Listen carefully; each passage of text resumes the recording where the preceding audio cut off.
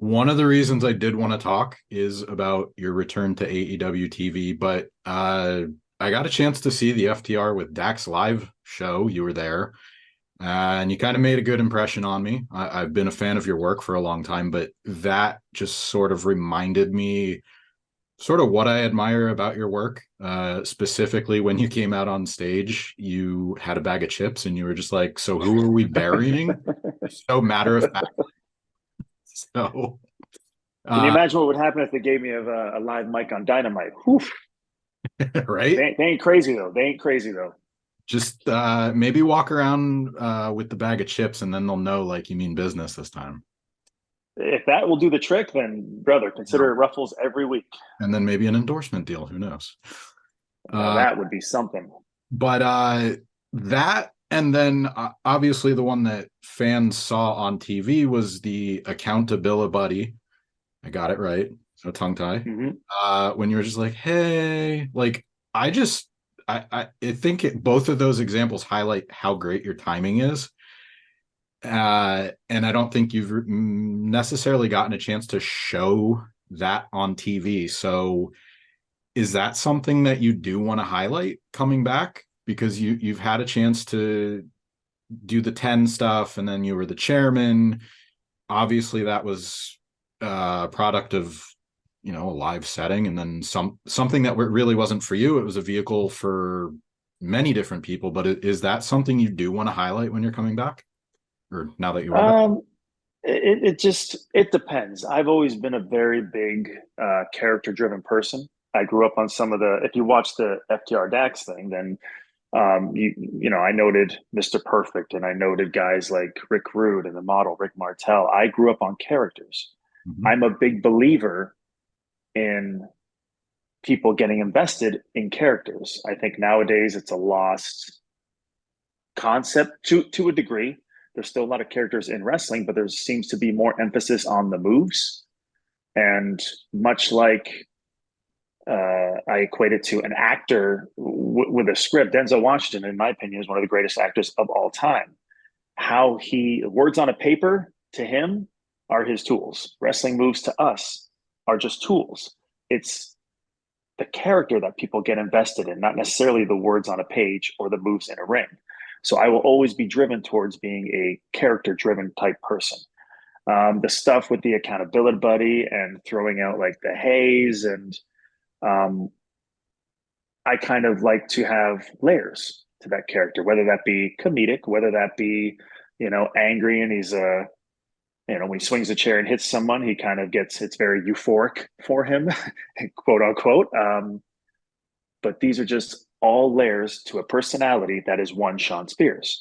So whether it's the chairman or the 10 stuff, I like to be able to be as wide ranged as possible. And I remember Dusty telling me back in, the FCW days, obviously one of the greatest of all time, Dusty Rhodes saying, um, anytime, many times in this business, you're going to be handed chicken shit. It's just a matter of whether or not you can turn it into chicken salad. That's what makes a pro. And I like to think that anything that I've been handed, whether it's been for me specifically or been to highlight everybody else around me, I have turned everything that I've been given into chicken salad every single time. So whether or not I'm going to be highlighted coming back, um, I don't think that's going to be a thing. I think my role is pretty set in AEW. For lack of the better, I don't care anymore. I want to go out and have banger matches. I want to wrestle Jay Whites. I want to wrestle FTR. I want to wrestle Wardlow. I want to wrestle Max. I want to wrestle these guys because I'm winding down. My time is coming to an end, and I want to have banger matches before I'm done. Get it out of my system and ride off into the sunset. Uh, There's a lot to take in there, but yeah. So I mean, I was going to ask, and you said a lot there, like, but how much have your priorities shifted since you've become a parent? Because obviously, a lot of this is professionally speaking, and you during that live show, you did say, uh, you wanted to be a little more selfish. it's wild how your outlook, your priorities are pretty set in stone. I think, my job until my son came around was to provide for my wife, take care of my wife, take care of my household. Now he's there. He's just an added addition to all that. So the priorities have always kind of stayed the same. My outlook towards life, towards work, that has changed pretty drastically.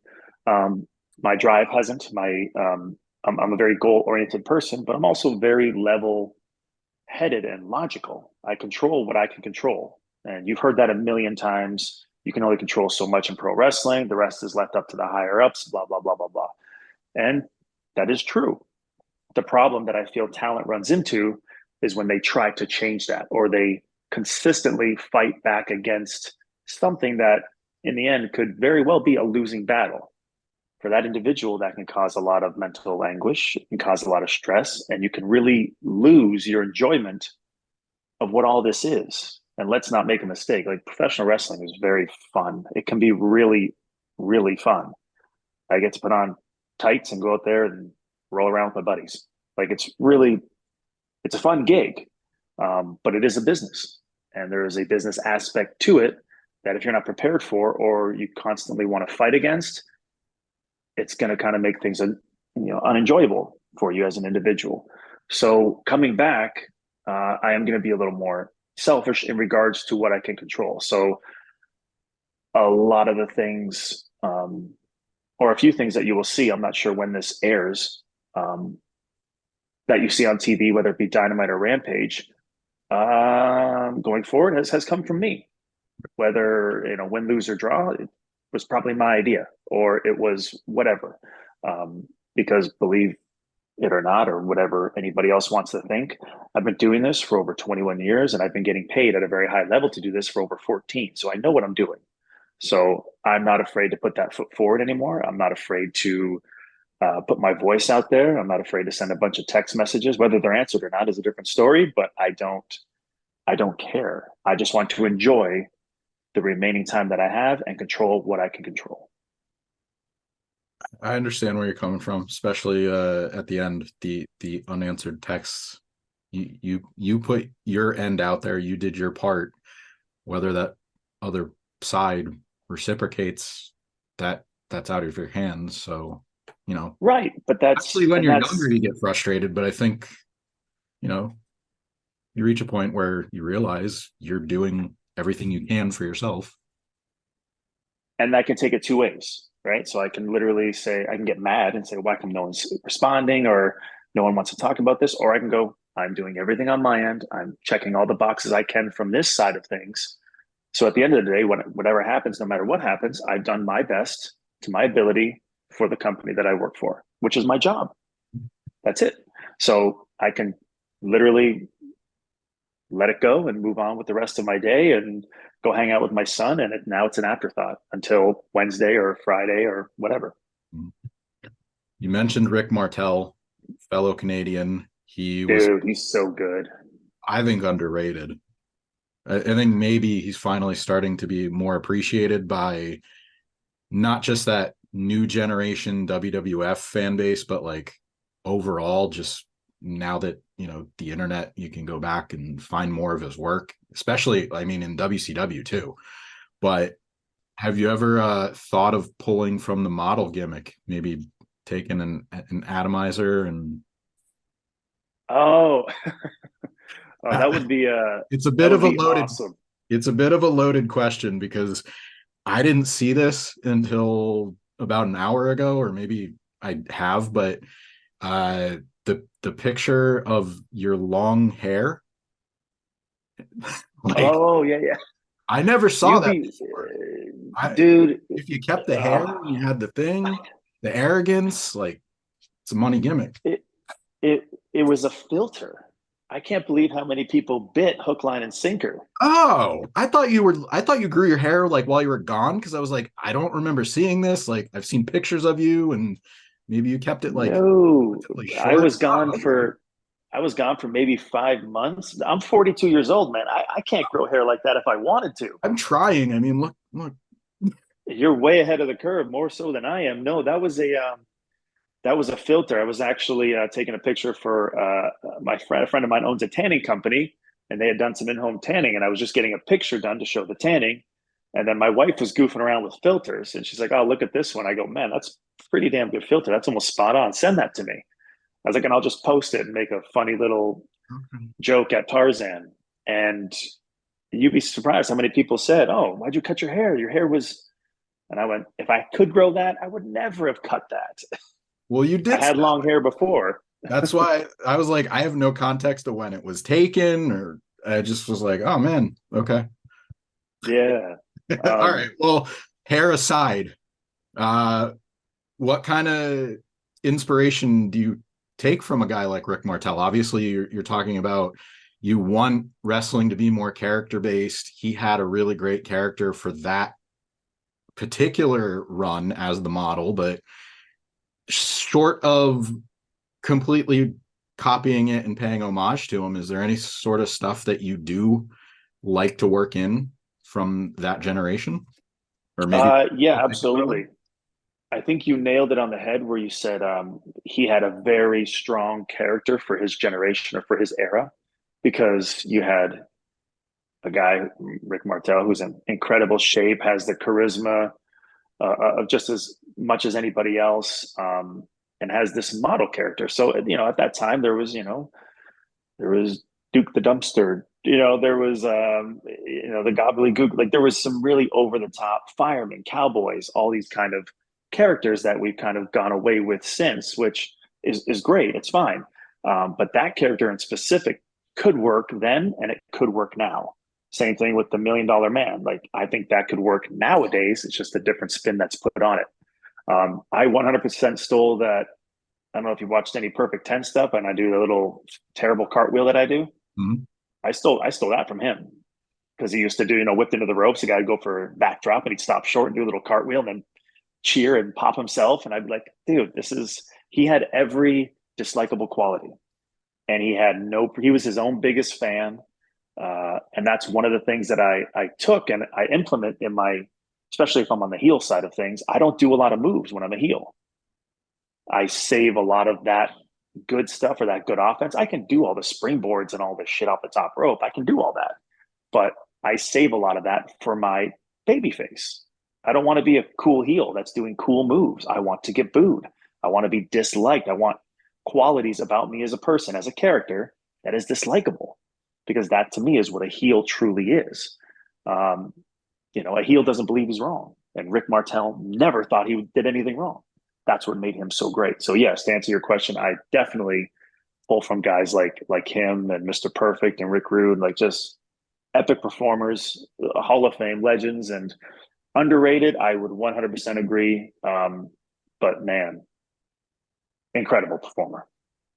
And if you want to look at it this way, he might not think he's wrong, but in his eyes, he is right, and the other side's wrong. It's that shades of gray, especially nowadays. You can make the argument that both sides are right. It's just who's going to win out at the end. So, Yeah.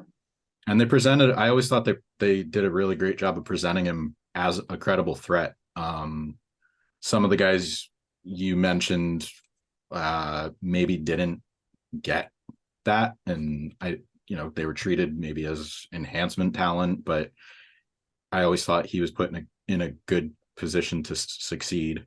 And one side note really quick, I liked that era because that was my introduction to many of these guys that I'd never seen before WWF. Like I always tell people, I didn't know who Tracy Smothers was, but I knew Freddie Joe Floyd, and I thought he was a big deal because they were showing like, hey, here's this guy we're putting on TV, and I was like, okay, I'm paying attention. And then later on, I found out, oh, he had all of this other stuff that I could figure out, and there's a lot of guys that fall under that category. Yeah, guys that could pretty much have a good match with anybody. And that's if you're one of those people, and a lot of people will say too that I'm underrated, or hopefully one day he gets his flowers, or all this kind of stuff. Like by that time, if we keep saying that, by the time that time rolls around, I will be long, long gone. Mhm. I take pride in being able to be a guy that can go out and have a good match with anybody. I could start off the show in the first match. I can do your crossover, and I could main event if I need to. It's wherever you need me, I'm available. And I know how to um without pulling a curtain back too much. Like I can create time if it's needed. I can cut time if it's needed, and I can do it in a heartbeat without a second thought on live television. My benefit to a company kind of that's where I excel the most. The in ring part is the easy part. The wrestling part's the easy part. It's the rest of the things that come into play on live TV in a chaotic environment with thousands of people around you when sometimes things are not going right. That's where I excel the most.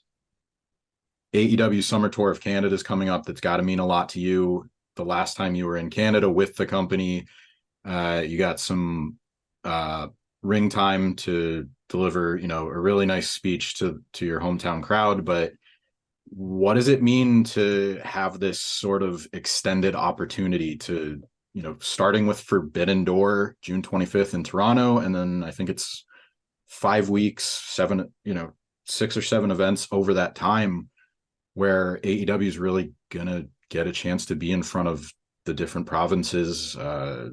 I know Edmonton, Calgary are a couple of them. What's that mean to you to not only have the company that you work for be on that tour, but to put yourself in a situation where you could be competing on many of these shows? Um, I think it's a great. We've AEW has wanted to hit Canada for a very long time. They've just been, sorting out the logistics that are, all those details are far above my pay grade. But Canada has been in the works for a very long time, and I think even Tony Khan himself has, said on Twitter or once or twice, like, "Hey, Canada, we're coming. Like, we're going to get there. I'm working on it." And true to his word, he has. For me personally, and guys like, I can't speak for them, but the guys like Jericho, the Omegas, we have a lot of Canadians that are now on the AEW roster. It's almost like I'm looking at it for me personally, kind of like a full circle type thing, and I think it's a wonderful opportunity financially for the company. Selfishly, I better be on this tour. It'd be ridiculous not to have any of our Canadians on it. But I even sent out an idea today for the Forbidden Door too, just to kind of, it's a special kickoff. Forbidden Door is massive in Toronto. They have always been more than gracious, more than welcoming to me. And like you mentioned last October, very vulnerable, personal, but very public moment for me there. And they were just very, you can almost feel, and I'm being biased, they're Canadians. You can almost feel the acceptance and the comfort coming from an audience like that. So I have no doubt that with all the shows that we have there, I don't even know. Like you said, we're going through the prayer. Like we're hitting almost everything all the way out to I think the West Coast, Mm-hmm. which is fantastic. So I hope to be on those shows. I look forward to being on those shows. If not, you're going to hear some.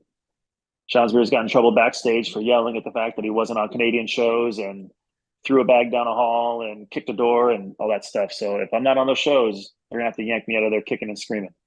There's a chair involved too. Oh, there's going to be multiple chairs involved if that's the case. Come on. All right. Uh, Favorite match that you've been a part of since you've arrived in AEW, Oh, whether it's one or you have a few, in any particular reason you have enjoyed, whether I mean you man. competed in it, you could have been at ringside, it could have been just anything come to mind. There's been a few matches that I've been proud to be a part of, only because they were either new for me personally, or they wouldn't have happened anywhere else. Um, the match coming into AEW with Cody was pretty important to me, only because we always kept in touch, obviously, but we hadn't touched or wrestled each other in 10 years, and then we go out there on pay-per-view and do what we did. Um, I thought that angle created a lot of buzz because that was pre-TV, so we ended up really selling that match just based off of things that we did on the internet. Um, I think wrestling in Blood and Guts, the first ever Blood and Guts, was pretty important. Um, the Stadium Stampede, I loved. I mean, that was a long ass filming of a day. But the stuff I got to do with Sammy, like a lot of it was one take. We just went in there, balls to the walls, 2 a.m. in the morning, just knocking it all out. And then to see how well our production team put it together and how epic things were, that turned out very well. Wrestling Chris Jericho one on one was something that I had asked to do because I wanted to see how his mind worked and I wanted to see how he thought and I wanted to see what I can learn from him because I run a wrestling school. So anything I can learn from wrestling with these guys who are considered greats, legends, Hall of Famers, I can at least feel and understand firsthand and then pass that knowledge along to younger talent in hopes that one day they'll be able to experience the same thing I did. So I find it comedic sometimes. Even to this day, I still see it every now and then that, since Shawn Spears came to AEW, he hasn't done anything of relevance. He hasn't done anything noteworthy. He's blah, blah, blah, blah, blah. I've done more in 3 years than I would have done probably anywhere else. And I've wrestled guys that I probably wouldn't have been in the ring with anywhere else. And I've been put in very high pressure situations, more so than I probably would have anywhere else. So those are just a few matches that I really enjoyed. I thought the angle with when we were kind of doing the Pinnacle and CM Punk bit, and then even when Max and I were doing the Wardlow bit, I thought those angles were fantastic. I think we did incredible business. We hit the nail on the head. And so I've been fortunate to be a part of some really fun stuff and good stuff going forward. So I guess that's the question now. We'll see what happens going forward. No, see, you can't pick one moment. That's why I tried to keep it a little open-ended, but nah, I couldn't pinpoint it for you, buddy. I'm sorry. no, I did it on purpose. I don't usually nobody ever gives me like one answer. It's like, oh, I like this or this. I've had a few people actually give me the same match like twice, so I never expected that either. I'm always one of my worst. Me personally, and I believe this about all great wrestlers. We're our own worst critics. So I could tell you something that I think was a good match, and I'll go back and watch, and I'm like, oh god, I can't believe I did that, or I should have done this, or I should have. I'll never have a 5-star match, in my opinion, or 7 stars, or whatever the ranking is nowadays. In my opinion, never will I ever. And a lot of people watching this will say, or no 10 stars either. But a lot of people watching this will say, "Oh yeah, of course you won't." No, I don't, because I don't believe it exists, because there's always something to improve on somewhere, and the good ones will always find like where And I learned that back in my NXT days under Shawn Michaels in his class. He doesn't watch a lot of his matches back, and I was like, "Oh, come on!" He goes, "No, no, no, no, no, no, no, no, no, no." If he feels good about it, he lets it go, and so I understand that mindset a little bit. If I feel good about it, I'll let it go. But I'll never have a 5-star classic because I will always find something that I could have done better. All right, I respect it. So I don't know if that answers it for you, but that's probably why I can't pinpoint something. You're your own worst critic. I experience imposter syndrome too, so I get where there you go. This was plenty of fun. I was a little disappointed about finding out that you didn't actually grow your hair out, but otherwise, very fun. Dude, if I could do it, I would, but I know I can't. Baltimore this week. We have a quick turnaround. I'm going to have this out tomorrow. So Baltimore this week. Best of luck moving forward. Hopefully we see you on Forbidden Door. You kind of teased, you put out an idea there, so we'll just let it lie as it is, and then hopefully we see you on multiple Canada stops. So thanks for the time, and best of luck moving forward. I appreciate your kind words, man. The pleasure was all mine. You take care.